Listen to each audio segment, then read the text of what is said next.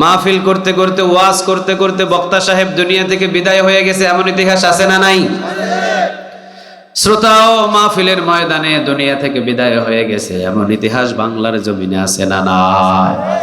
তাহলে বোঝা যায় আসার সিরিয়াল আছে, যাওয়ার কোনো সিরিয়াল নাই। কারণ নিয়ে যান আমাদের একজন মালিক। আওয়াজ দিয়ে বলেন তিনি কে? ইযা জা পড়েন, ইযা জা আজালুহুম লা ইস্তাখিরুনা সাআতাও ওয়া লা ইস্তাকদিমুন।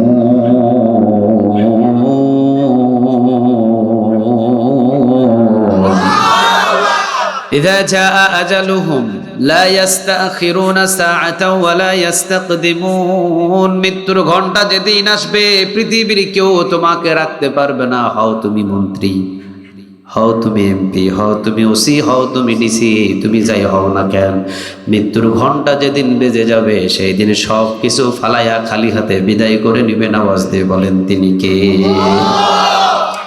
ওমরের মতো এত বড় পালোয়ান, যে ওমর রাদিয়াল্লাহু তাআলা আনহুকে মেজাজে ওহী বলা হয়। এই কোরআনের ভিতরে 21 জায়গায় ওমরের মেজাজ অনুযায়ী আল্লাহ কোরআনের আয়াত নাজিল করেছে। সুবহানাল্লাহ বলবেন না? ওমর রাদিয়াল্লাহু তাআলা আনহুর মেজাজ যেমন, ওমর রাদিয়াল্লাহু তাআলা আনহুর মেজাজের সাথে মিল করে 21 জায়গায় কোরআনের আয়াত নাজিল করে দিয়েছেন। আওয়াজ দিয়ে বলেন তিনি কে? লাউ কানা নাবিয়্যুম মিন বা'দি লাউ কানা উমার। নবী বলে আমার পরে কোনো নবী নাই, কোনো রাসূল নাই। যদি নবী হতো তো ওমররে নবী বানাতেন তিনি কে? বিশ্ব নবীজি বলেছেন আমার এই জায়গায় একজন সাহাবী আছে, উনি যদি রাস্তা দিয়ে হেঁটে যায় তো শয়তান ভয়ে ওই রাস্তা ছেড়ে অন্য রাস্তা দিয়ে হাঁটে। সুবহানাল্লাহ বলেন।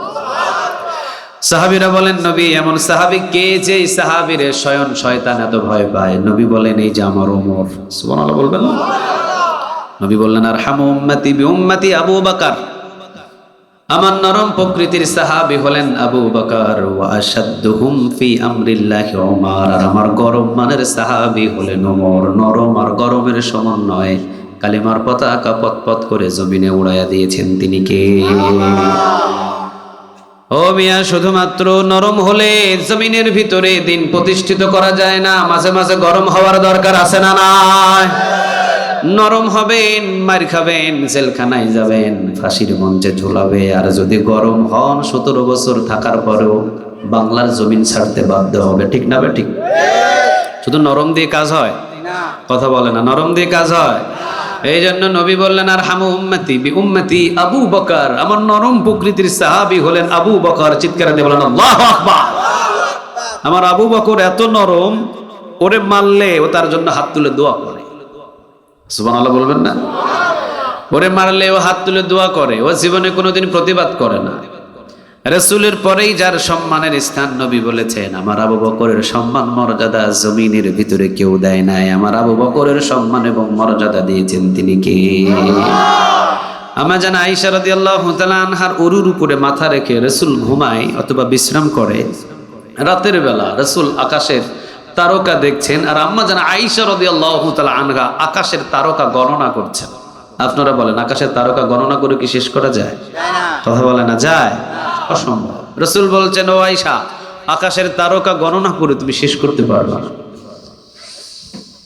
আম্মা জান আয়েশা রাদিয়াল্লাহু তাআলা আনহা উনি বলেন নবী, আকাশের তারকার চাইতে কি এর চাইতে বেশি কোনো কিছু আছে নাকি দুনিয়ায়? কয় আছে। কি? কয় আমার ওমরের আমল এর চাইতেও বেশি। হাই হাই, তাই? আকাশের তারকার চাইতেও আপনার সাহাবী ওমরের আমল আরো বেশি? কয় হ্যাঁ। কয় তার চাইতে কিছু বেশি নাই? কয় তুমি কি ওইটাও শুনবা? মনটা বেজার, কারণ বাবার নাম আসে না। মেয়েরা সব সময় বাবার টান টানে, জানেন তো এটা আপনারা? সব সময় বাবার টান টানে। যেহেতু আম্মা জান আয়েশা রাদিয়াল্লাহু তাআলা আনহার বাবা ছিলেন আবু বকর সিদ্দিক রাদিয়াল্লাহু তাআলা আনহু। রাসূল কেন তার বাবার কথা বললেন? কেন তার বাবার কথা নিয়ে আসলেন না এখানে? বিশ্বনবী এবার সোজাসুজি বসলেন।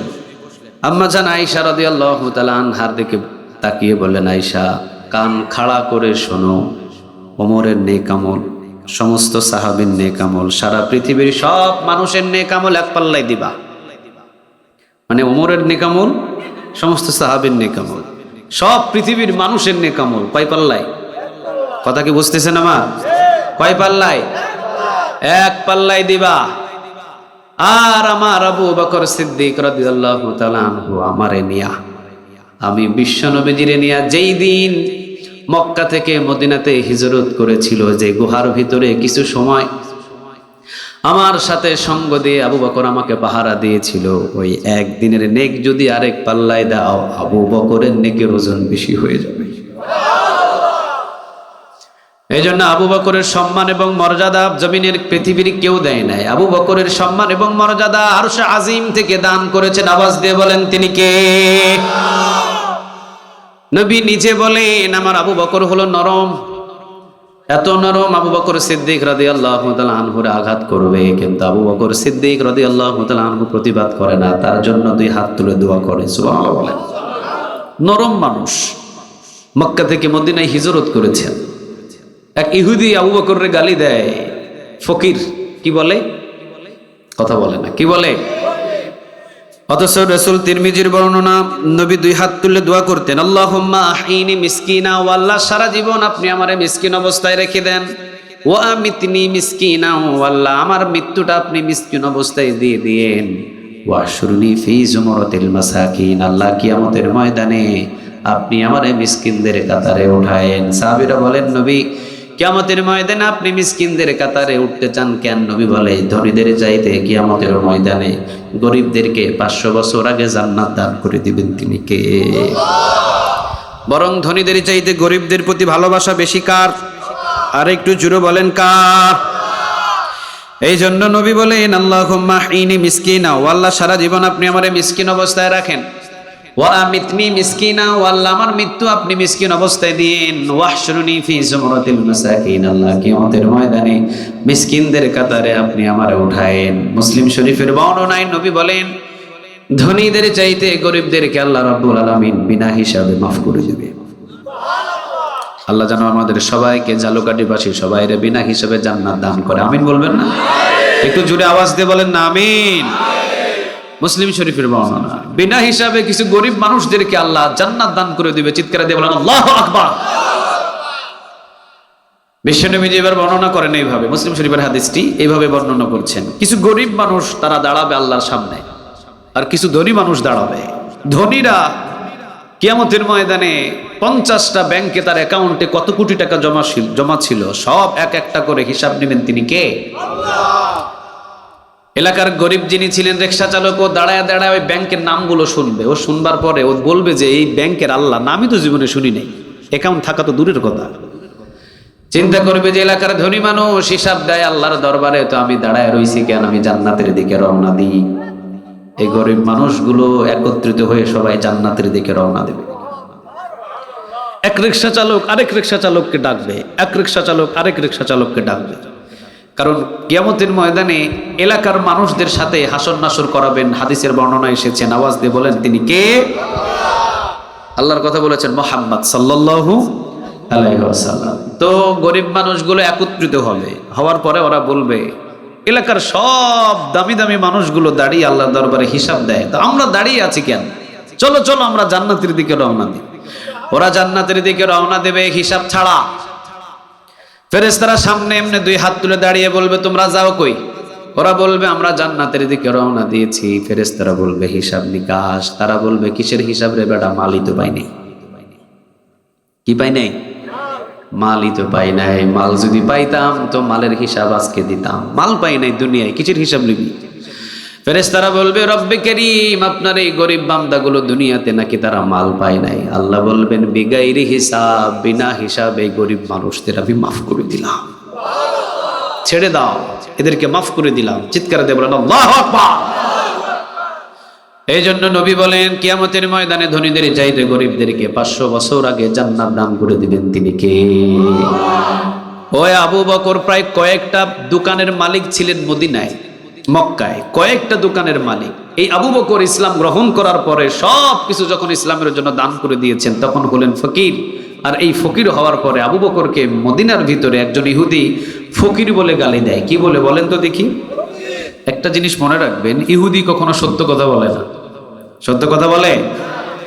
ইহুদি বারবার দেখবেন ইসরায়েল থেকে বারবার বলে, আমরা ইরানের উপরে আক্রমণ করব না। যখন ইরান বলে ঠিক আছে তোর উপরেও আমি আর আক্রমণ করবো না, পরের দিন দেখবেন একটা মারি দিছে মিসাইল। কথা বলেন না কেন? ইহুদি জীবনে কোনোদিন কখনো সত্য কথা বলবে না, আর মুমিন মুত্তাকি জীবন দিবে কিন্তু কখনো মিথ্যা কথা বলবে না। সুবহানাল্লাহ। এইটাই পার্থক্য। জীবনে কোনোদিন কোনো মুত্তাকি মিথ্যা কথা বলে না, জীবনে কোনোদিন কোনো ইহুদি সত্য কথা বলে না। এই ইহুদি প্রতিনিয়ত আবু বকরকে মসজিদে নববী থেকে বাহির হলেই গালি দেয় ফকির বলে। কি বলে? প্রতিনিয়ত ফকির বলে গালি দেয়। আবু বকর কোনোদিন কখনো কোনো সময় তাকে বরদোয়া দেয় নাই, কোনোদিন তাকে গালি দেয় নাই, কোনো আঘাত করে নাই। কিন্তু আজকে আবু বকরকে শুধু ফকির বলে নাই, আবু বকরকে বলেছে, ও আবু বকর তুই নিজেও ফকির, তোর আল্লাহও ফকির। নাউজুবিল্লাহ বলতে পারলেন না? আচ্ছা, আমার আল্লাহ কি ফকির? সবাই তো বলেন আমার আল্লাহ কি ফকির? আল্লাহ রাব্বুল আলামিন বলছেন, আল্লাহু লা ইলাহা ইল্লা হুয়া আল হাইয়ুল কাইয়্যুম। আল্লাহু লা ইলাহা ইল্লা হুয়া আল হাইয়ুল কাইয়্যুম। আল্লাহ হচ্ছেন তিনি, যিনি ছাড়া কোনো ইলাহ নাই, যিনি ছাড়া কোনো উপাস্য নাই, যিনি ছাড়া কোনো মাবুদ নাই। তিনি চিরঞ্জীব, তিনি চিরস্থায়ী। লা তাখুযুহু সিনাতুন ওয়ালা নাওম। তার ঘুম নাই, তার তন্দ্রামিও নাই। সুবহানাল্লাহ বলবেন না? এরপরে আল্লাহ বলছেন, লাহু মা ফিস সামাওয়াতি ওয়া মা ফিল আরদ। আসমান এবং জমিনে যা কিছু আছে সব কিছুর মালিক একজন। আওয়াজ দিয়ে বলেন তিনি কে? কোনো সন্দেহ আছে? কথা বলে না, কোনো সন্দেহ আছে? ওই আসমানের মালিক কে? এই জমিনের মালিক কে? জমিনের ভিতরে যা কিছু আছে সব কিছুর মালিকানা একজন। আওয়াজ দিয়ে বলেন তিনি কে? আবার আল্লাহ 29 পারার প্রথম নাম্বার সূরার ভিতরে বলছেন, তাবারাকাল্লাযী বিয়াদিহিল মুলকু ওয়া হুয়া আলা কুল্লি শাইইন কাদির। আল্লাহ রাব্বুল আলামিন বলছেন, পড়েন, তাবারাকাল্লাযী বিয়াদিহিল মুলকু ওয়া হুয়া আলা কুল্লি শাইইন কাদির। বলেন কথাটা কার? বরকতময় আল্লাহ, যার হাতে রাজত্ব। তুমি যতই বলো এই রাজত্ব আমার, যতই বলো রাজত্ব আমার, আল্লাহ বলে তোর রাজত্ব নয়, প্রকৃতপক্ষে রাজত্বের মালিক কে? পৃথিবীর বুকের ভিতরে যারাই বলেছে রাজত্ব আমার, আল্লাহ বলছেন তাদেরকে আমি ধরি নাই, কিন্তু যেই দিন ধরে যেই ইন্দুরের গর্ত তারা পালানোর খুঁজে পায় নাই। কথা বলেন না কেন? নমরুদ বলেছিল রাজত্ব আমার, আল্লাহ বলছেন নমরুদরে আমি ধরি নাই, কিন্তু যেই দিন ধরছি ওই দিন কি বাঁচার সুযোগ পাইছে? ফেরাউন বলেছিল রাজত্ব আমার, আল্লাহ রাব্বুল আলামিন বলছেন যেই দিন ধরি নাই, কিন্তু যেই দিন ফেরাউনের ধরেছি ওই দিন পালানোর কোনো সুযোগ দিই নাই। আল্লাহু আকবার বলেন। আব্রাহাম বলেছিল রাজত্ব আমার, আল্লাহ তারে ধরে নাই। কথা বলেন নাই? ধরছে। ইতিহাস সাক্ষী আছে, জমিনের রাজত্ব যারা বলে দাবি করে আমার, আল্লাহ বলে তাদেরকে আমি ধ্বংস করি সবচেয়ে ছোট আযাব দিয়ে। সুবহানাল্লাহ। আমার বড় কোনো আযাব দেওয়া লাগে না। আপনারা বলেন তো দেখি, নমরুদ, এই নমরুদের মতো এত বড় পাঁঠাকে ন্যাংরা মশা দ্বারা ধ্বংস করলেন তিনি কে? আল্লাহ। আপনাদের এলাকায় কি মশা হাতির মতো বড়? না, সবচাইতে ছোট। কথা বলে না, সবচাইতে ছোট পানি দ্বারা বড় জালিম নমরুদকে ধ্বংস করে আল্লাহ বুঝাইয়া দিলেন, যারাই দাবি করবে যে আমার রাজত্ব, আল্লাহ ইতিহাস রেখে দিয়ে জানিয়ে দিলেন, যারা বলবে আমার রাজত্ব তৈরি হয়ে থাকো, এমন ভয় ভীতি, এমন আযাব পাঠাবো ইন্দুরের গর্ত পালানোর খুঁজে পাবা। এটা আমার কথা নয় তো, 1400 বছর আগে বলেছেন। আওয়াজ দিয়ে বলেন তিনি কে? এই জন্য আল্লাহ বলছেন রাজত্ব পৃথিবীর কারণ হয়, রাজত্ব আমার। পড়েন, তাবারাকাল্লাযী বিয়াদিহিল মুলকু ওয়া হুয়া আলা কুল্লি শাইইন কাদির। বরকতময় আল্লাহ, যার হাতে রাজত্ব। আল্লাহ বলছে রাজত্বের মালিক পৃথিবীর কারণ নয়, রাজত্বের মালিক একজন। আওয়াজ দিয়ে বলেন তিনি কে? আবার আল্লাহ বলছেন পড়েন, কুল হুয়াল্লাহু আহাদ আল্লাহুস সামাদ লাম ইয়ালিদ ওয়া লাম ইয়াকুল লাহু কুফুয়ান আহাদ। কুল হুয়াল্লাহু আহাদ, আল্লাহ এক, অদ্বিতীয়। আল্লাহুস সামাদ, তিনি অমুখাপেক্ষী। লাম ইয়ালিদ, তিনি কাউকে জন্ম দেন নাই। ওয়ালাম ইউলাদ, তাকেও কেউ জন্ম দেন নাই। ওয়ালাম ইয়াকুল লাহু কুফুয়ান আহাদ, তার সমতুল্য আর কেউ আছে? কথা বলেন না, তার সমতুল্য কেউ আছে? এই জন্য আল্লাহ বলছেন কুল হু আল্লাহু আহাদ, আল্লাহ এক অদ্বিতীয়। আল্লাহুস সামাদ, তিনি অমুখাপেক্ষী। লাম ইয়ালিদ, তিনি কাউকে জন্ম দেন নাই। ওয়ালাম ইউলাদ, তাকেও কেউ জন্ম দেন নাই। ওয়ালাম ইয়াকুল লাহু কুফুয়ান আহাদ, তার সমতুল্য আর কেউ নাই। কথা বলেন, কেউ নাই, তার সমতুল্য আর কেউ নাই। অথচ আবু বকরের সামনে বলছেন, ও আবু বকর, তুই নিজেও ফকির, তোর আল্লাহও ফকির। নাউজুবিল্লাহ বলবেন না? আচ্ছা, আবু বকর যে আল্লাহর জন্য জীবন দিতে পারে, আবু বকরের সামনে যদি আল্লাহরে ফকির বলে গালি দেয়, আবু বকর কি বসে থাকতে পারে? কথা বলে না, বসে থাকতে পারে? আবু বকরের ইমানের জোয়ার চলে আসছে, নিজের ইমানটাকে কন্ট্রোল করতে পারেন নাই। হাতটাকে উঁচু করে ইহুদির দুই গালে মারছে, দুই থাপ্পড়। জোরে বলেন, কয়টা?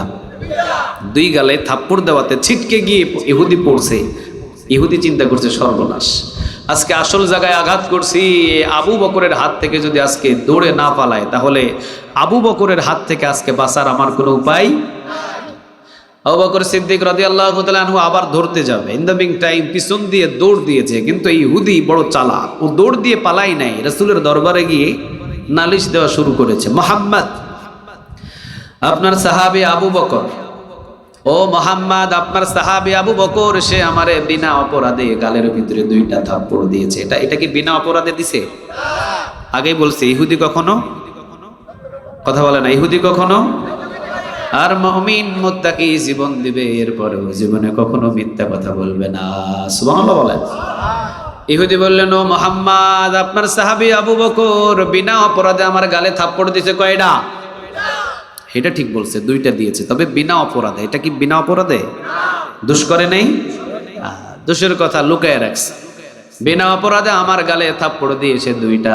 এবার বিশ্বনবী মুস্কি হাসি দিয়ে বলে কি, আমার সাহাবী নাকি আবু বকর এর গালে থাপ্পড় দিয়েছে দুইটা। দেখেন আবু বকরের প্রতি আমার রাসূলের কেমন বিশ্বাস। রাসূল বলছেন, এ বলে কি, আবু বকর তোমার গালে দুইটা থাপ্পড় দিয়েছে। এটা পশ্চিম গেলেও আমি রাসূল বিশ্বাস করি না। তোমার নাম ভুল হয়েছে, ওইটা আবু বকর নয়, ওইটা হবে ওমর। সুবহানাল্লাহ বলেন। নাম কি হবে? বিশ্বনবী যে ধারণা করলেন, না না, এটা আবু বকর হবে না, কারণ এটার নাম হবে ওমর। কারণ ওমর মুখ চলার আগে কি চলে? ওমরের মুখ চলার আগে আগে চলে হাত। এই জন্য নবী বলে, আমার সাহাবী আবু বকর হবে না, এটা হবে ওমর। কারণ নবী বলে, আমার ওমরের রাগ অনেক বেশি, যেমন রাগ ছিলেন তেমন ইমান। সুবহানাল্লাহ বলেন। 350 মাইল দূর থেকে সাহাবীদেরকে রাস্তা দেখাইয়া দিতে। 350 মাইল দূরে সাহাবীরা যুদ্ধের ময়দানে যুদ্ধ করতে গিয়েছেন, আর ওমর দাঁড়িয়েছেন জুমার খুতবা দিতে। হঠাৎ ইয়া সারিয়ার আল জাবাল আকদামিল, আবার খুতবা শুরু করেছেন। সাহাবীরা অবাক হয়ে গেলেন, জিজ্ঞাসা করলেন, আমিরুল মুমিনিন, জীবনে কোনোদিন কোনো খুতবার সময় এভাবে হঠাৎ করে কথাগুলো শুনি নাই, আপনি কি বলছেন? ওমর বলছেন, 350 মাইল দূরে যুদ্ধের ময়দানে সাহাবীদেরকে আমি যুদ্ধ করতে পাঠিয়েছি, তারা রাস্তা ভুল করেছিল, এই জন্য সঠিক রাস্তা আমি তাদেরকে দেখাইয়া দিলাম। সবাই বলে, কয় কি রে, 350 মাইল দূরে সাহাবীদেরকে মসজিদ নববী থেকে রাস্তা দেখাইয়া দেয়? ঠিক আছে, ওই সাহাবীরা যেদিন ফিরে আসবে ওই দিন এটা পরীক্ষা করব। চলে গেলেন সাহাবীরা বিজয় নিয়ে। যখন মদিনাতে ফিরে আসলেন, আগায় গিয়ে তাদেরকে জিজ্ঞাসা করছে, এই তারিখে, এই জুমার দিনে, এই সময় ওমর তোমাদেরকে রাস্তা দেখাইয়া দিছিল মসজিদ নববী থেকে, তোমরা কি শুনতে পাইছিলা? সবাই বলেন, ওয়াল্লাহি, আল্লাহর কসম করে বলছি, মসজিদে নববী থেকে আপনারা যেভাবে ওমরের আওয়াজ শুনতে পেয়েছেন, আমরা যুদ্ধের ময়দান থেকে ওমরের আওয়াজ ঠিক ওইভাবে শুনতে পেয়েছি। এটা যেমন তেমন কোনো সাহাবী ছিলেন না ওমর। যেমন ছিলেন গরম ইমানের দিক দিয়ে, তেমন ছিলেন গরম তাওহীদের দিক দিয়েও, তেমন ছিলেন গরম। জীবনে কোনোদিন কোনো সময় ওমরের সামনে অন্যায় যদি কোনো কাজ হয়েছে, নিজের ছেলে হিসাবেও তাকে পারা দেয় না। আল্লাহু আকবার। নিজের ছেলে আবু সাহাবা, ও শুধু নাবিস খাইছিল। কি খাইছিল? কথা বলে না, কি খাইছিল? নাবিস। নাবিসটা হলো দুধের ভিতরে খুরমা খেজুর, কয়েকটা কাঁচা কাঁচা আধা পাকা খুরমা খেজুর যদি ছেড়ে দেয়, তো পরের দিন সকালবেলা খাইলে অনেক মিঠা, অনেক মজা, এটাকে নাবিস বলা হয়। কিন্তু ওমরের ছেলে আবু শাহামা পরের দিন খায় নাই, 2-3 দিন পরে খাইছে। তো এটাতে অ্যালকোহল চলে আসছে, তারি তারি ভাব হয়ে গেছে, মাথা ঘোরানি শুরু করছে। তো এটা খাওয়ার পরে ওমরের সামনে হাঁটাহাঁটি করতে ওমর ছপ করে কলারটাকে চেপে ধরে বলছে, খাইছস কি বল? আবু শাহামা বলছে, বাবা নাবিস খেয়েছি। নাবিস কয় না, নাবিস খাস নাই, নাবিস খাইলে তো এরকম ঘুর পাখি মারে না।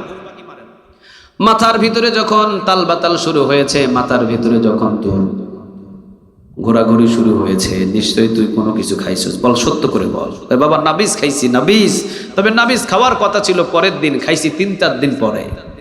তারির স্বাদ নেওয়ার জন্য 3-4 দিন পরে খেয়েছি। ওমর বলেন, এটাই ভুল করছস। কলারটাকে চেপে ধরে মসজিদের পিলারের সাথে বেঁধে নামাজ শেষ করে বলছেন, হাত আছে হাত, সালিশ বিচার।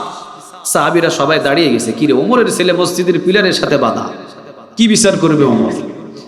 এবার বললেন জল্লাদকে ডাক দিয়ে, জল্লাদ তাড়াতাড়ি যাও, একটা চাবুক নিয়ে আসো, কারণ মদ যদি পান করে 80টা বেতের বাড়ি প্রকাশ্যে মারতে হবে। আইনটা জমিনের নয়, বলেন আইনটা কার? এই ঝালুকাটির ভিতরে মদ আছে না নাই বলেন? কথা বলেন, আছে আছে। প্রকাশ্যে যদি মসজিদের পিলারের সাথে যারা মদ খায় তাদেরকে লটকায় 80টা করে বেতের বাড়ি মারা হয়, মদ থাকবে না যাবে? কথা বলেন, মদ থাকবে না যাবে? চেয়ারম্যানের ছেলে যদি মদ খায়, আর চেয়ারম্যানের ছেলে যদি চেয়ারম্যান এসে মসজিদের পিলারের সাথে নিজের ছেলেরে বেঁধে 80টা বেতের বাড়ি লাগায় প্রকাশ্যে, ওয়াল্লাহি আল্লাহর কসম, এলাকার সমস্ত যুবকেরা মদ ছেড়ে একজন নামাজি হয়ে যাবে। চিৎকার দিয়ে বলেন ঠিক না ঠিক? চিন্তা করবে, চেয়ারম্যানের ছেলে যেহেতু চেয়ারম্যানের হাত থেকে পার পায় নাই, আমি খাইলে তো আমার লটকা ফেলবে। কথা বলেন না কেন আপনারা? ওমর রাদিয়াল্লাহু তাআলা আনহুর ছেলে আবু শাহামা 80টা বেতের বাড়ি, মানে নাবিস খেয়েছে, মানে সে মদ খাইছে। ওই যে তারির মাত একটা ভাব নিতে চাইছে 3-4 দিন পরে, এটাই দোষ। আবু শাহামাকে বেঁধে ওমর রাদিয়াল্লাহু তাআলা আনহু তিনি বললেন, তাড়াতাড়ি করে জল্লাদরে ডেকে বললেন, চাবুক আনো। চাবুক নিয়ে আসা হলো। ওমর বসা। এবার ওমর বলতেছে, মারো। জল্লাদ তো প্রেসিডেন্টের ছেলে, মারতে মারতে একটু ভয় করতেছে। ওমর বলতেছে, কি মারস তুই এগুলা? তোর মারগুলো তো আমার পছন্দ হয় না। ছিটকি মেরে তাকে ছেড়ে দিয়ে তার হাত থেকে চাবুকটা নিয়ে এবার ওমর 1-2 থেকে শুরু করেছে। সুবহানাল্লাহ বলেন। পাশে সাহাবীরা দাঁড়ানো, অনেক সাহাবীরা চিন্তা করতেছে, মনে হয় ওমর 20টা মারবে, 20টা মারার পর ছেড়ে দেবে। কিছু কিছু সাহাবী বলছেন, না, আমিরুল মুমিনিন ওমর মনে হয় 50টা মারবে, 50টা মারার পরে নিজের ছেলে তো, এরপরে হয়তো ছেড়ে দেবে। কিছু কিছু সাহাবী বলছেন, না, এটা হলো ওমর, 80টা বেতের বাড়ি একটাও কম মারবে না। আল্লাহু আকবার। সাহাবীদের ভিতরে ধারণা শুরু হলো, কেউ বলে 20টা মারবে, কেউ বলে 50টা মারবে, কেউ বলে না, এটা আমিরুল মুমিনিন, এটা ওমর, একটা বাড়িও কম মারবে না। 1টা 2টা 3টা করে বাড়ি মারা শুরু হলো। বর্ণনা এসেছেন, ওমর যখন বাড়ি মারে, আবু শাহামার চামড়ার উপরে চাবুকের বাড়িটা ছপ করে পড়ে। টান যখন দেয়, চামড়াগুলো ছিলে রক্তগুলো ফিঙ্কি দিয়ে মসজিদের পিলারের সাথে লেগে যায়। সাহাবীরা দেখে অবাক। 20টা বাড়ি মারার পরে আবু শাহামার হিতাহিত কোনো জ্ঞান নাই। 30টা বাড়ি মারার পরে আবু শাহামার হাত আর পাথাগুলো নিচুর দিকে পড়ে গেছে। 40টা মারার পরে আবু শাহামার কোনো জ্ঞান আর নিঃশ্বাস বাইর হয় না। 50 থেকে 60টা বাড়ি মারলেন, আবু শাহামা দুনিয়া থেকে বিদায়, ইন্তেকাল করেছেন আবু শাহামা। 2টা বর্ণনা, কয়েকদিন পরে ইন্তেকাল করেছে, এক বর্ণনায় পাওয়া যায়। আরেক বর্ণনায় উপস্থিত 60টা বাড়ি আঘাত করার পরে ওমরের আঘাত পাওয়ার পরে আবু শাহামা দুনিয়া থেকে বিদায়। ওমরের পরেও রাগে গড়গড় করছেন নিজের ছেলে। ওমর বলছেন, তাড়াতাড়ি গোসলের ব্যবস্থা করো। গোসলের ব্যবস্থা করছে, কাফন দাও। কাফন দেওয়া হয়েছে। এবার বলছেন, তাকে নিয়ে চল। এবার জানাজার নামাজ শেষ করে কবরের ভিতরে দাফন করে ওই জল্লাদকে ডেকেছে। কই, যেই জল্লাদের হাতে সেই চাবুক ছিল, ওই জল্লাদকে ডেকে নেওয়া হয়েছে। জল্লাদ এসেছে। ওমর বলছেন, ওই চাবুকটা কই, চাবুক নিয়ে আসো। সবাই বলছেন, আমিরুল মুমিনিন চাবুক দিয়ে কি করবেন? ওমর বলতেছেন, 60টা বাড়ি আমি আমার আবু শাহামার গায়ে মারছি, কিন্তু আল্লাহর বিধানে বাড়ি আছে মোট কয়টা? বাকি আছে মোট কয়টা? ওমর বললেন, 20টা বাড়ি আবু শাহামার কবরের উপরে আঘাত করা হবে। বাকি 20টা বাড়ি ওমর রাদিয়াল্লাহু তাআলা আনহু আবু শাহামার কবরের উপরে আঘাত করলেন। 80টা বেতের বাড়ি মারার পরে এক দৌড় দিয়ে আবু শাহামার ঘরে ঢুকে আবু শাহামার জামাগুলো বুকের ভিতরে নিয়ে বলছেন, আল্লাহ, আমার ছেলে আবু শাহামাকে একটা বাড়ি আমি দুনিয়াতে মাফ করি নাই, দয়া এবং মায়া করে ভুল ত্রুটি যা করছে তুমি মাফ করে তাকে জান্নাতের মেহমান বানাইয়া দিও। ওমর রাদিয়াল্লাহু তাআলা আনহু ছিলেন এইরকম মানুষ, নিজের ছেলেকে কোনোদিন এক বিন্দু পরিমাণ কখনো ছাড় দেয় নাই। কারণ বিধান পৃথিবীর কারো নয়, বলেন বিধান দেন একজন, আওয়াজ দিয়ে বলেন তিনি কে? রাসূল বলছেন এটা হলো সেই শক্ত ওমর, এটা তো যেমন তেমন ওমর নয়। এই ওমর হলো এমন ওমর যে ওমর মসজিদে নববীতে যখন ইমামতি করেছেন, মসজিদে নববীতে ইমামতি করেছেন, 12.5 লক্ষ বর্গ মাইলের প্রেসিডেন্ট হয়েছেন। মদিনার ভিতরে স্বপ্নের ভিতরে কে কোনটা দেখে স্বপ্নের খবর পর্যন্ত আমিরুল মুমিনিন ওমর টের পেয়ে যেতেন। সুবহানাল্লাহ বলেন। যেই দিন থেকে রাষ্ট্রপ্রধান হয়েছেন ওই দিন থেকে মদিনাতে কে কোন ভাবে কিভাবে স্বপ্ন দেখে ওই স্বপ্নের খবরটা আমিরুল মুমিনিন ওমর টের পেয়ে যায়। আল্লাহু আকবার। ওমর রাদিয়াল্লাহু তাআলা আনহু মসজিদে নববীতে ইমামতি করবেন। ফজরের আজানের আগ মুহূর্তে হযরত আলী রাদিয়াল্লাহু তাআলা আনহু স্বপ্নে দেখলেন বিশ্বনবী হযরত আলী রাদিয়াল্লাহু তাআলা আনহুর ঘরে এসেছেন। হযরত আলী রাদিয়াল্লাহু তাআলা আনহু স্বপ্নে রাসূলকে বলছেন, ইয়া রাসূলুল্লাহ, আপনি আমার ঘরে তাশরীফ এনেছেন, আমি ধন্য হয়েছি। নবী বললেন, আলী রে হা করো। আলী হা করলেন। আলীর মুখের ভিতরে একটা খুরমা খেজুর দিলেন। কয়টা? জুড়ে বলেন কয়টা? কথা কি আমার বুঝতেছেন? আলীর মুখের ভিতরে নবী খুরমা খেজুর দিলেন একটা। এই খুরমা খেজুর আলী রাদিয়াল্লাহু তাআলা আনহু মুখের ভিতরে নিয়ে খাওয়া শুরু করলেন। বিশ্বনবীজি বললেন, আলী বিদায় দাও, চলে গেলাম। রাসূল চলে গেলেন। ফজরের আজান ভেসে আসলো। আলী রাদিয়াল্লাহু তাআলা আনহুর ঘুম ভেঙে গেলেন। ঘুম ভেঙে দেখেন স্বপ্নে দেওয়া নবীর খুরমা খেজুরের আঁটি এখনো মুখের ভিতরে আছে। আলী রাদিয়াল্লাহু তাআলা আনহু খুরমা খেজুরের আঁটিটা বাহির করে রেখে দিয়ে মসজিদে নববীতে রওনা দিলেন। যেহেতু হযরত ওমর রাদিয়াল্লাহু তাআলা আনহুর ইমামতিতে নামাজ শুরু হয়েছে। যিনি হলেন প্রেসিডেন্ট, যিনি হলেন প্রধানমন্ত্রী, তিনি হলেন মসজিদের ইমাম। সুবহানাল্লাহ বলেন। ওমর রাদিয়াল্লাহু তাআলা আনহু নামাজ শুরু করেছেন। আল্লাহু আকবার, আলহামদুলিল্লাহি রাব্বিল আলামিন, আর রহমানির রহিম, মালিকি ইয়াউমিদ্দিন,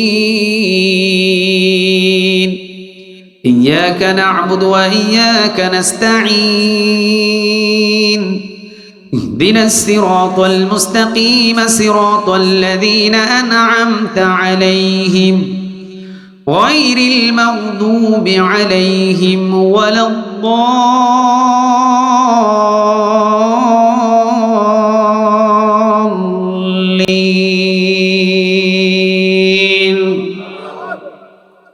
ওমরের ইমামতিতে মসজিদে নববীতে নামাজ শুরু হয়েছে। আলী পিছনে দাঁড়িয়েছেন নামাজে। নামাজ শেষ হলো।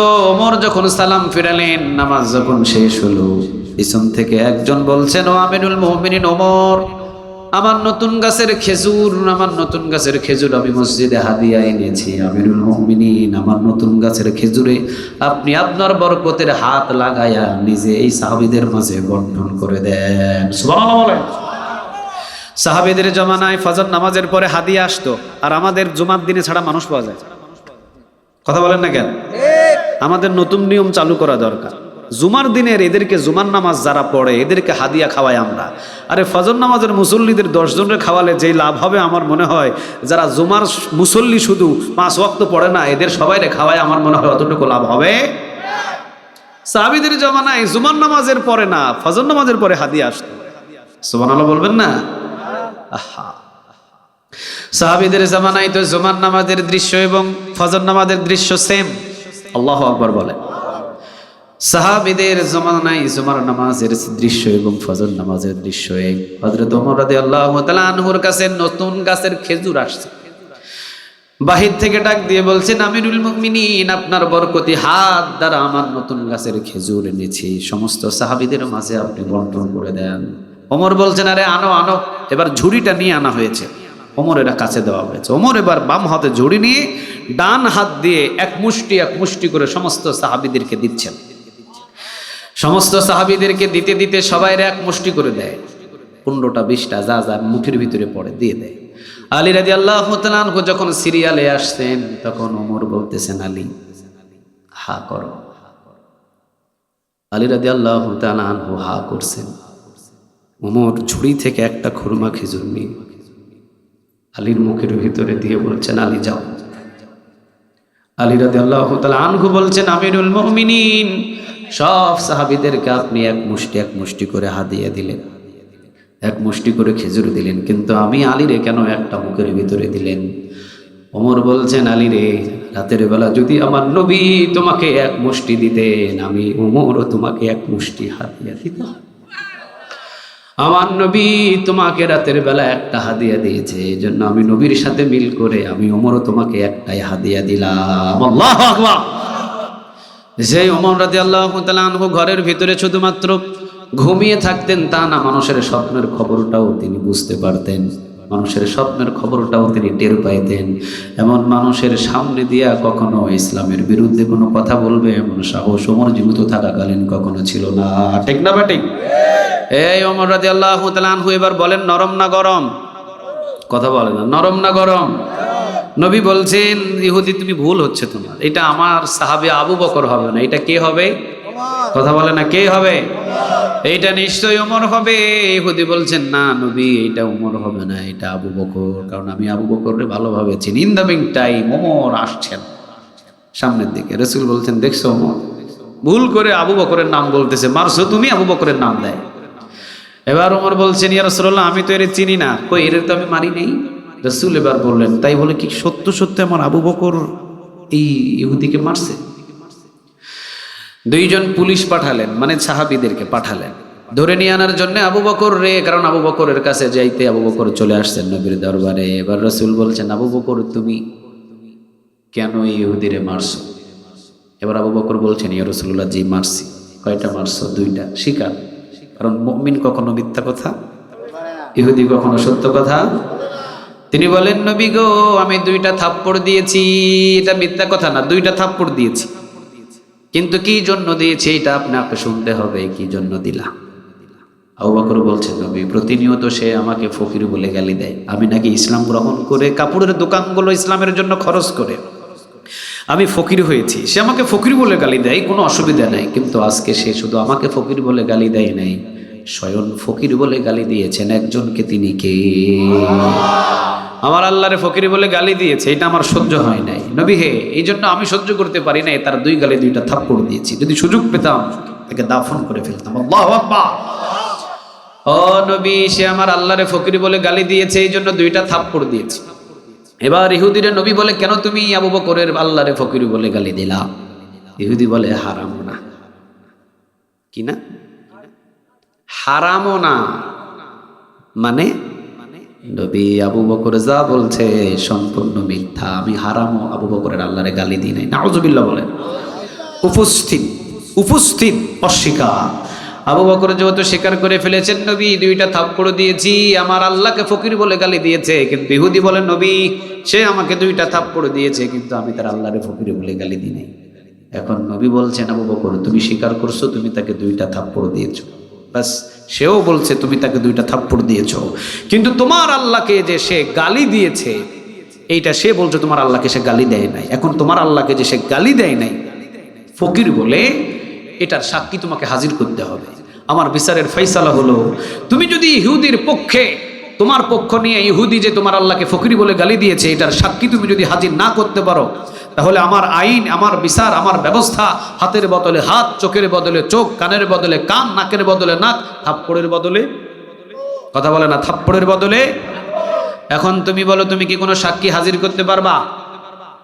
আবু বকর বলে, নবী যখন এই ইহুদি আমারে গালি দিয়েছে, যখন এই ইহুদি আমারে বলেছে, ও আবু বকর তুই নিজেও ফকির, তোর আল্লাহও ফকির, তখন আমার ডানে বামে কোনো মানুষ ছিল না। নবী হে, আমি কোনো সাক্ষী হাজির করতে পারবো না, আমার কোনো সাক্ষী নাই। নবী আপনি যেই বিচার দিবেন ওই বিচারটা আমি মেনে নিব, কোনো অসুবিধা নাই। এইবার নবী যেহেতু বললেন, আবু বকর তুমি যেহেতু কোনো সাক্ষী হাজির করতে পারবা না, আবু বকর সিদ্দিক রাদিয়াল্লাহু তাআলা আনহুর পক্ষে নয়, বিপক্ষে, ইহুদির পক্ষে রাসূল এবার যেহেতু আবু বকর সাক্ষী হাজির করতে পারে না, রাসূল বলছেন, আবু বকর তোমার পক্ষ নয়, তোমার বিপক্ষে রায়টা চলে গেল। ইহুদি যেইভাবে তুমি দুইটা থাপ্পড় দিয়েছো, ইহুদি এখন তোমারে থাপ্পড় দিবে কয়টা? নবী যখন বলেছেন যাও তুমি আবু বকরের দুই গালে যেইভাবে তোমাকে আঘাত করেছে ঠিক ওইভাবে দুই গালে আঘাত করো, সাহাবীরা নিশ্চুপ হয়ে গেছে। ওমর তো রাগে গড়গড় করছেন। নবী বলছেন ইসলিজি ওমর, শান্ত হও বাবা, কারণ এই রায়টা জমিন থেকে হবে না, রায়টা হবে একজনের কাছ থেকে। তিনি কে? হোক সে আমার সাহাবী, সে যখন উপযুক্ত সাক্ষী হাজির করতে পারে নাই, তো আমি তো রায়টা আমি দিতে বাধ্য। যাও, ইহুদিকে থাপ্পড় দেওয়ার জন্য অনুমতি দিলেন রাসূল। ইহুদি থাপ্পড় দিতে যাবে, ইন দ্য মিন টাইম আল্লাহ রাব্বুল আলামিন সূরা আল ইমরানের 181 নম্বর আয়াত নাজিল করে দিলেন, লাকাদ সামিআ আল্লাহু কাওলাল্লাযীনা ক্বালু ইন্নাল্লাহা ফাকীর। আল্লাহ রাব্বুল আলামিন সূরা আল ইমরানের 181 নম্বর আয়াত নাজিল করে দিলেন। লাকাদ পড়েন, লাকাদ সামিআ আল্লাহু কাওলাল্লাযীনা ক্বালু ইন্নাল্লাহা ফাকীর। নবী হে, আবু বকরের পক্ষে সাক্ষ্য পৃথিবীর জমিনের ভিতরে কাউকে দিতে হবে না, আমি আল্লাহ নিজে আবু বকরের পক্ষে সাক্ষ্য হয়ে গেলাম। আমার আবু বকরের গালে থাপ্পড় পড়বে আর আমি আল্লাহর শাহিদ থেকে সহ্য করব। আবু বকর তো আমার গোলামি করে, তো আবু বকরের বিপদে আমি আল্লাহ দাঁড়াবো না, এমন রব তো আমি নই। আবু বকরের দুনিয়ার জমিনের ভিতরে কোনো থাপ্পড়, দুনিয়ার জমিনের ভিতরে আবু বকরের পক্ষে কোনো সাক্ষী পাওয়া যায় নাই। নবী হে, কোরআনের আয়াত নাজিল করে দিয়ে আমি আল্লাহ রাব্বুল আলামিন আরশ আজিম থেকে নিজের রব সাক্ষ্য হয়ে গেলাম। এই ইহুদি আবু বকরকে ফকির বলে গালি দিয়েছে তো দিয়েছে, আমি আল্লাহকেও এই ইহুদি ফকির বলে গালি দিয়েছে। আল্লাহু আকবার। এই জন্য যে কথাটা বললাম আমি, আপনি যদি আল্লাহর হয়ে যান, আপনি যদি রবের হয়ে যান, আপনি যদি মালিকের হয়ে যান, আপনি যদি আল্লাহর হয়ে যান, আপনার হয়ে যাবেন তিনি কে? আর একটু জোরে বলেন, তিনি কে? এই জন্য নরম প্রকৃতির সাহাবী ছিলেন আবু বকর, এবং গরম প্রকৃতির সাহাবীর নাম কি বলেন? আর একটু জোরে বলে। এই জন্য শুধুমাত্র নরম থাকবেন বিষয়টা এমন নয়, মাঝে মাঝে গরম হওয়ার দরকার আছে না? না, লিল্লাহে তাকবীর, লিল্লাহে তাকবীর, নারে তাকবীর। আল্লাহ আমাদের প্রত্যেকের তাকবীর গুলো তুমি কবুল করো। আর একটু জোরে বলেন আমিন। তাহলে কার কালামে পাক থেকে কথা শুনতে এসেছি? কার গোলামি করার জন্য এসেছি? মানুষকে দেখানোর জন্য নয়, একজনাকে খুশি করার জন্য। তিনি কে? এই কোরআনের ভিতরে মোট সূরা আছে কয়টা? সবাই বলে না কয়টা? এই কোরআনটা এমন একটা গ্রন্থ যে কোরআনকে ট্রাস্ট করলে আল্লাহ আপনার সম্মান বাড়ায় দেন। ইন্নাহু লাকুরআনুন কারীম ফি কিতাবিম মাকনুন লা ইয়ামাসসুহু ইল্লাল মুতাহহারুন। কোরআন হলো সম্মানিত কিতাব, ধরবেন তো আপনার সম্মান এবং মর্যাদা বাড়ায়া দিবেন তিনি কে? ঘরের ভিতরে দেখবেন দামি দামি সোফা আছে, সেগুন কাঠের খাট আছে, প্রতিদিন লাথি লাগে, কোনো সালাম করে? কথা বলে না, সালাম করে? বাজার থেকে 30 টাকা দিয়ে কোরআন তেলাওয়াত করার জন্য একটা রেহেল নিয়ে প্রতিদিন তেলাওয়াত করে আলহামদুলিল্লাহি রাব্বিল আলামিন। ভুল করে কোনোদিন যদি কাঠের রেহেলের পায়ের কাইয়া আঙ্গুল, বুড়া আঙ্গুল লাগে, কি করে? কথা বলে না, কি করে? সেগুন কাঠের দাম 50,000 টাকা, প্রতিদিন লাথি লাগে, সালাম নাই। 30 টাকা দামের রেহেল, কোরআন তেলাওয়াত করছেন, লাথি লাগলে সালাম। বোঝা যায় সেগুন কাঠ কোরআন থেকে বহু দূরে, লাথি লাগে, সালাম নাই। 30 টাকা দামের রেহেল 24 ঘন্টা কোরআনের সাথে লেগে থাকার কারণে আজকে 30 টাকা রেহেলের সম্মান আর মর্যাদা বাড়াইয়া দিয়েছেন তিনি কে? আমার আর আপনার সম্মান মর্যাদা বাড়বে যদি কোরআনের সাথে সম্পর্ক হয়। আর যদি কোরআন থেকে মুখটাকে ফিরিয়ে নেন, আবু জেহেল, আবু লাহাব, উতবা, সাইবা, মুগীরার মতো অপমান অপদস্থ করবেন তিনি কে? কোরআন থেকে যারা মুখটাকে ফিরিয়ে নিয়েছেন, ইতিহাস সাক্ষী আছে, তাদেরকে জমিনের ভিতরে অপমান বানাইছে কে? কে কে কে? আপনাদের ঝালুকাঠি পুরা গ্রাম তল্লাশি করলে কি একটা আবু জেহেল নাম খুঁজে পাওয়া যাবে? আছে নাকি কারো এর ভিতরে? পুরা ঝালকাঠির ভিতরে আছে, পুরা বাংলাদেশের ভিতরে আছে। তাহলে যার নামটা পর্যন্ত কেউ রাখতে চায় না, তাহলে কোরআন থেকে দূরে সরার কারণে তার সম্মান এবং মর্যাদা জমিনের ভিতরে সবকিছু ধ্বংস করেছেন। আওয়াজ দিয়ে বলেন তিনি কে? বেলাল রাদিয়াল্লাহু তাআলা আনহুর বাড়িও নাই, বেলাল রাদিয়াল্লাহু তাআলা আনহুর গাড়িও নাই, বেলাল রাদিয়াল্লাহু তাআলা আনহুর কোনো সম্পদও নাই। বেলাল রাদিয়াল্লাহু তাআলা আনহুর চেহারাটা ছিল একেবারে কালো কুসকুসে, হাফসি বেলাল। মোট ঠোঁটটা ছিল অনেক মোটা, দাঁতগুলো ছিল এলোমেলো, গায়ের ভিতরে জামা নাই, আছে শুধু নিচে একটা লুঙ্গি। আজান দিতেন মসজিদে নববীতে, রাসূলের মুয়াজ্জিন, সুবহানাল্লাহ বলেন। আজান বন্ধ করে দিয়েছেন, জমিনের ভিতরে সিদ্ধান্ত নিয়ে ওইদিকে আল্লাহ সুবহানাহু ওয়া তাআলা রাতকে আটকায়া দিয়া অমাবস্যা রাতের মতো অন্ধকার করে দিয়েছে। ফজরের আজান দেওয়া হয়েছে সুন্দর মুয়াজ্জিনের দ্বারায়, কিন্তু সূর্য উদয় হয় না, সুবহে সাদেক হয় না। জিবরিল আলাইহিস সালাম এসে বলছেন, নবী মসজিদে নববীতে কি আজকে আজান হয় নাই? রাসূল বলে, মসজিদে নববীতে তো আজকে অনেক সুন্দর করে আজান দেওয়া হয়েছে। বেলাল বলে, নবী গো, মসজিদে নববীতে যিনি আজান দিয়েছেন ওনার আজানের আওয়াজ মসজিদে নববীর ছাদ ভেদ করে পড়ে যায় নাই। আর আপনার সাহাবী বেলাল যদি আজান দেয়, আজানটা শুধু মসজিদের ছাদ ভেদ করে আসমান পার হয় না, আল্লাহর আরশে গিয়ে ধাক্কা লেগে যায়। ও নবী, জমিনের সিদ্ধান্ত নিয়ে বেলালকে মুয়াজ্জিন থেকে ক্যান্সেল করা হয়েছে। আর শাহজিম থেকে আওয়াজ এসেছে, যতদিন পর্যন্ত বেলাল থাকবে ততদিন মুয়াজ্জিনের চাকরি কাউরে দেওয়া যাবে না। সুবহানাল্লাহ বলেন। নিজ ইচ্ছায় যেদিন ছাড়বেন সেই দিন নিয়ে যেতে পারবেন। এছাড়া বেলালকে নিযুক্ত করেছেন নবী মসজিদে নববীর মুয়াজ্জিন হিসাবে। তিনি কে?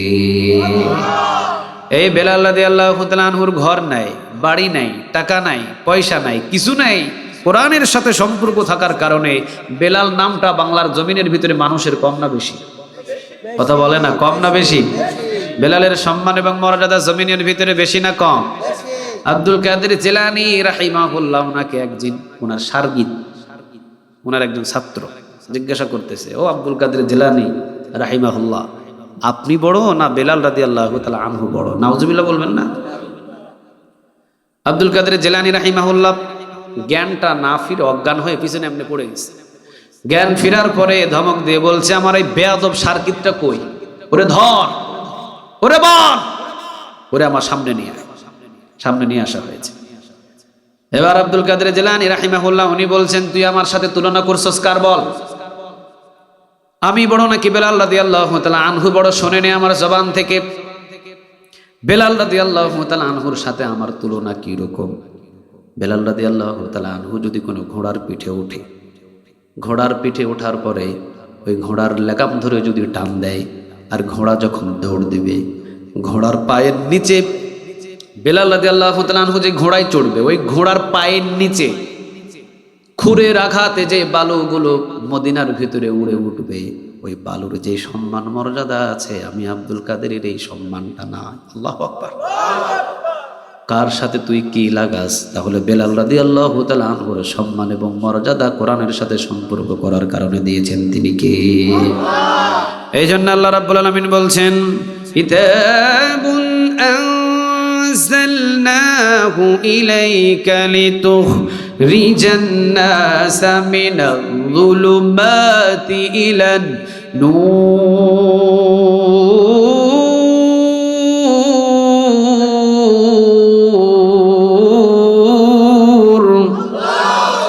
আল্লাহ রাব্বুল আলামিন বলছেন, কিতাবুন, পড়েন, কিতাবুন আনজালনাহু ইলাইকা লিতুখরিজান নাসা মিনাল যুলুমাতি ইলান নূর।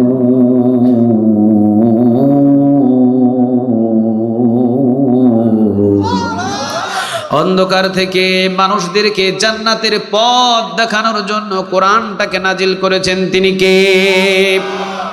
ঝালকাঠিবাসী আমরা সবাই জান্নাতে যেতে চাই কি চাই না?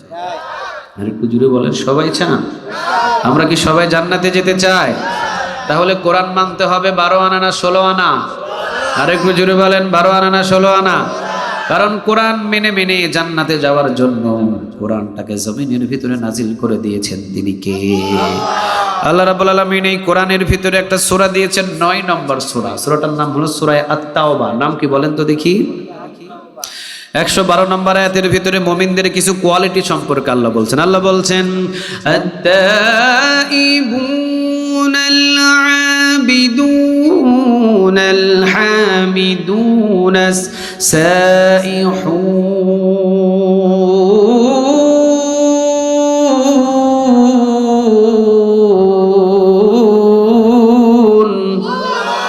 আল্লাহ রাব্বুল আলামিন এই আয়াতের ভিতরে বলছেন, পড়েন আত-তাইবুনাল, পড়েন আত-তাইবুনাল আবিদুনাল হামিদুনাস সাইহুনার রাকিউনাস সাজিদুন আল আমিরুনা বিল মারুফ ওয়ান নাহুনা আনিল মুনকার ওয়াল হাফিজুনা লিহুদুদিল্লাহ ওয়া বাশশিরিল মুমিনিন। বলেন কথাটা কার? আল্লাহ বলেন মুমিনদের কয়েকটা আমি কোয়ালিটি দিয়েছি, এই কয়েকটা কোয়ালিটি যদি তাদের ভিতরে থাকে তাহলে তারা সোজা জান্নাতে চলে যাবে। আপনারা কি সবাই জান্নাতে যেতে চান? আর একটু জোরে বলেন না, জান্নাতে যেতে চান? তাহলে সূরা আত-তাওবার 112 নম্বর আয়াতের ভিতরে যেই কয়টা কোয়ালিটি দিয়েছেন, এই কোয়ালিটিগুলোকে মানতে রাজি আছেন? আর একটু জোরে বলেন না, রাজি আছেন? আল্লাহ রাব্বুল আলামিন বলছেন আমার মুমিন বান্দাদের প্রথম নাম্বার কোয়ালিটি হলো আত-তাইবুন। মুমিন বান্দারা তাওবা করে বেশি বেশি। কার কাছে? আর একটু জোরে বলেন কার? গুনার পাহাড় বানিয়ে ফেলেছে মুমিন বান্দারা কখনো ভয় করে না, আল্লাহর কাছে দুই হাত তুলে বলে রব্বে কারীম এই এই এই এই গুনাহগুলো করে ফেলেছি, তুমি মাফ করে দাও। আল্লাহ বলে আমার কাছে মাফ চাইতে দেরি হবে, আমি আল্লাহ মাফ করতে দেরি করব না। সুবহানাল্লাহ বললেন না? ইয়া পড়েন ইয়া আইয়ুহাল্লাযীনা আমানু তুবু ইলাল্লাহি তাওবাতান নাসুহা। বান্দারে তাওবার মতো তাওবা কর, গুনাহগুলোরে সব মাফ করে দিবেন তিনি কে? তাহলে মুমিন বান্দাদের প্রথম নাম্বার গুণ হলো মুমিন বান্দারা তাওবা করে কার কাছে? আরেকটু জোরে বলেন কার? গুনাহ হবে, রাতে গুনাহ হবে, দিনে গুনাহ হবে, অন্ধকারে গুনাহ হবে, কিন্তু গুনাহগুলোরে মোচন করে দিবেন তিনি কে? বেশি বেশি তাওবা করেন। ওমর রাদিয়াল্লাহু তাআলা আনহুর জামানায় ওমরের একটা অভ্যাস ছিল, হাতের ভিতরে চামড়ার চাবুক নিয়ে ওমর বাহির হয়ে যেতেন রাতে, দিনে। দিনের বেলা খেজুরের বাগান দিয়ে হাঁটছেন, আর ঝালুকাটির যুবকদের মতো একটা যুবক হাতের ভিতরে গ্লাস নিয়ে, এই হাতের ভিতরে গ্লাস নিয়ে মদ পান করছে। কি পান করছিল? মদ। ওমর রাদিয়াল্লাহু তাআলা আনহু কাঁধের উপরে হাত দিতে যুবকের কলিজার ভিতরে মুসার দিয়েছে সর্বনাশ, আমিরুল মুমিনিন ওমরের হাতে আজকে ধরা পড়ে গেছে। ওমর বলছেন হাতের ভিতরে কি? যুবক ভুল করে বলে ফেলেছেন আমিরুল মুমিনিন হাতের ভিতরে মধুর গ্লাস। আসলে কিসের গ্লাস? কথা বুঝতেছেন? কিসের গ্লাস? কিন্তু মিথ্যা কথা বলে দিয়েছেন কিসের গ্লাস? মধুর গ্লাস। ওমর বলতেছেন আরে মধুর গ্লাস হইলে তো আমি ওমরও খাইতে পারি, দে দে তাড়াতাড়ি আমার হাতে দে। যখন ওমরের হাতের ভিতরে নিয়েছেন, ইন দা মিং টাইম এই ঝালুকাটি যুবকদের মতো ওই যুবকটাও আল্লাহর কাছে তাওবা করে ফেলছে, উপস্থিত তাওবা করে ফেলেছে। ইয়া রব, জীবনে কোনো দিন কখনো কোনো মধু, জীবনে কোনো দিন কখনো কোনো মদ মুখের ভিতরে নিব না।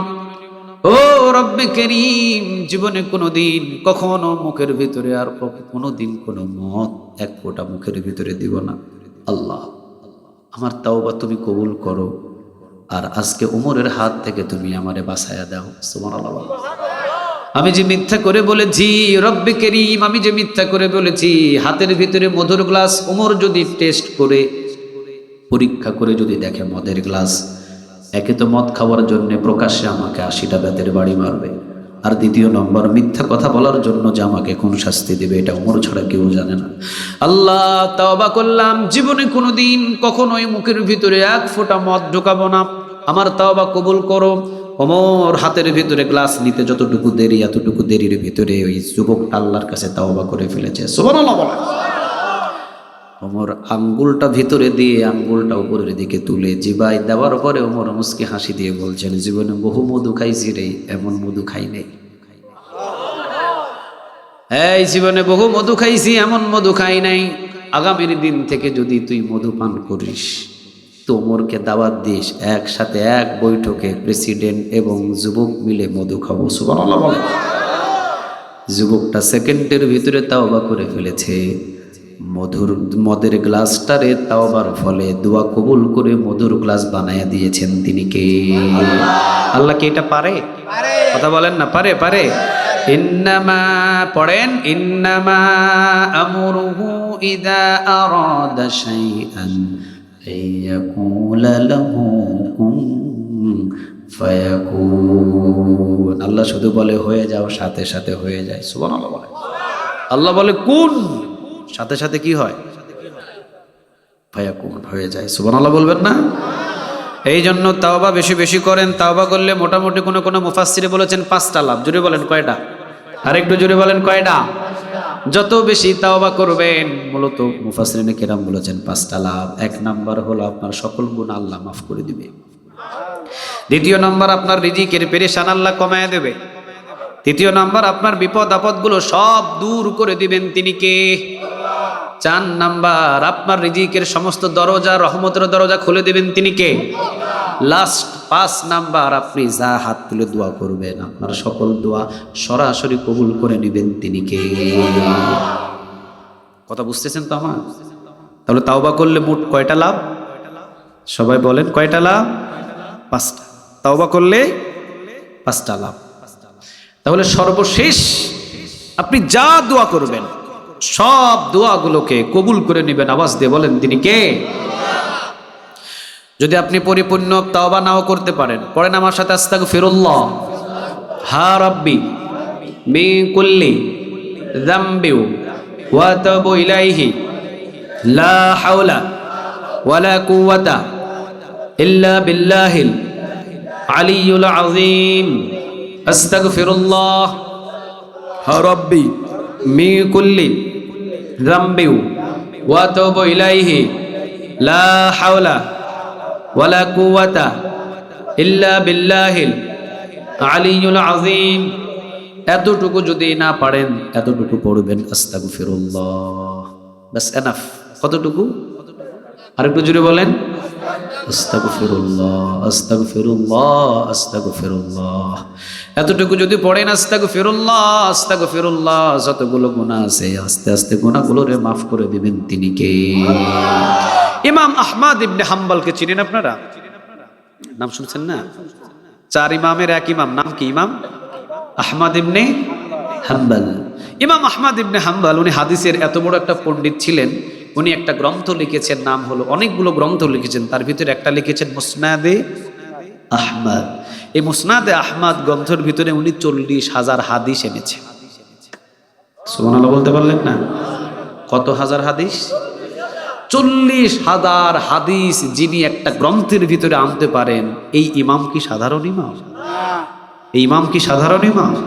এই মুহাদ্দিস কি সাধারণ কোন মুহাদ্দিস?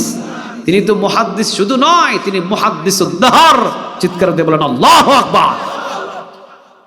ইমাম আহমদ ইবনে হাম্বল উনি ওনার একটা গ্রন্থের একটা জায়গায় সাবুন খাব্বাস, একজন রুটি বিক্রয়কারী যুবকের কথা তুলে এনেছেন।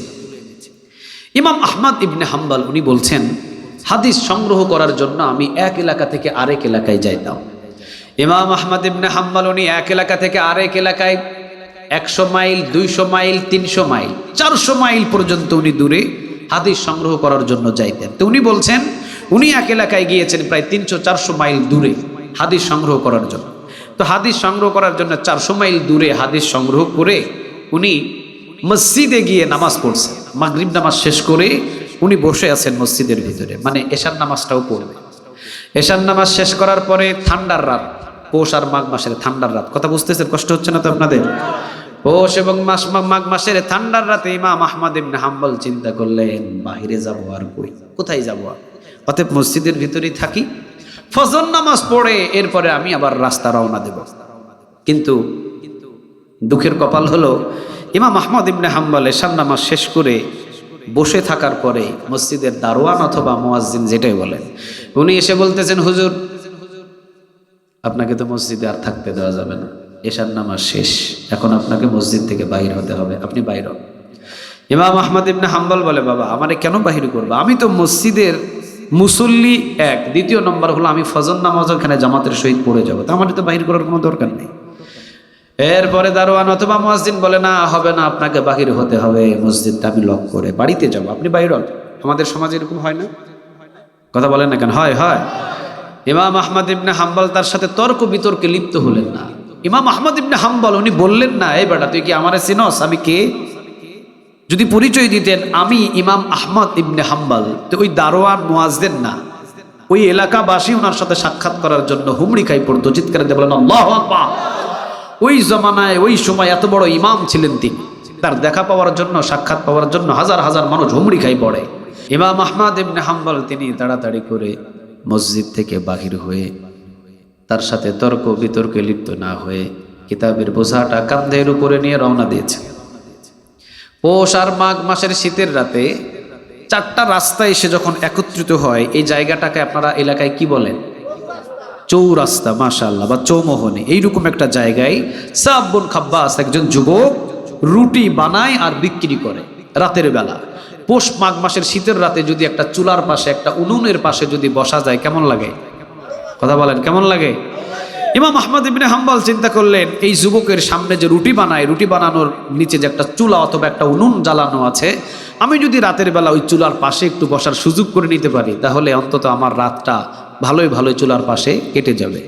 এবার ইমাম আহমদ ইবনে হাম্বল এই যুবকের সামনে গিয়ে বলতেছেন সালাম দিয়ে, যুবক তোমার এই যে সামনে যে উনুন বা চুলা জ্বালা, আমাদের এলাকায় চুলা বলে না উনুন বলে? চুলা। তোমার এই চুলার সামনে যদি আমি একটু কিছু সময় বসে থাকি, তোমার কি কোনো কষ্ট হবে? তোমার কি কোনো ক্ষতি হবে? তোমার কি কোনো ব্যবসার লস হবে? যুবক বলছে না, হালান ওয়া সাহালান, খুশ আমদেদ, কোনো লস হবে না, কোনো ক্ষতি হবে না, আপনি বসতে পারেন, আপনি বসেন, কোনো অসুবিধা নেই। ইমাম আহমদ ইবনে হাম্বল মুস্কি হাসি দিয়ে কিতাবের বোঝাটা চুলার পাশে রেখে এবার ইমাম আহমদ ইবনে হাম্বল বসেছেন। তো তিনি তাসবিহ পাঠ করছেন, তিনি কিতাবগুলো দেখছেন, কিতাবগুলো পড়ছেন, যার যেটা অভ্যাস।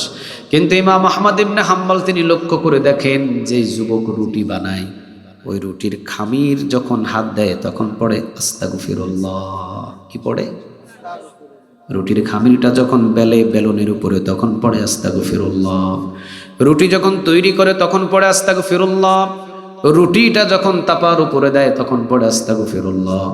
আবার তাপা থেকে যখন রুটি নামায় তখনও পড়ে আস্তাগফিরুল্লাহ। আবার যখন রুটিটা বিক্রি করে তখন পড়ে আস্তাগফিরুল্লাহ। আবার রুটির টাকাটা যখন নিয়ে ক্যাশের ভিতরে রাখে তখনও পড়ে আস্তাগফিরুল্লাহ। আস্তাগফিরুল্লাহর সাথে সুফারগুলোর মতো লেগে আছে।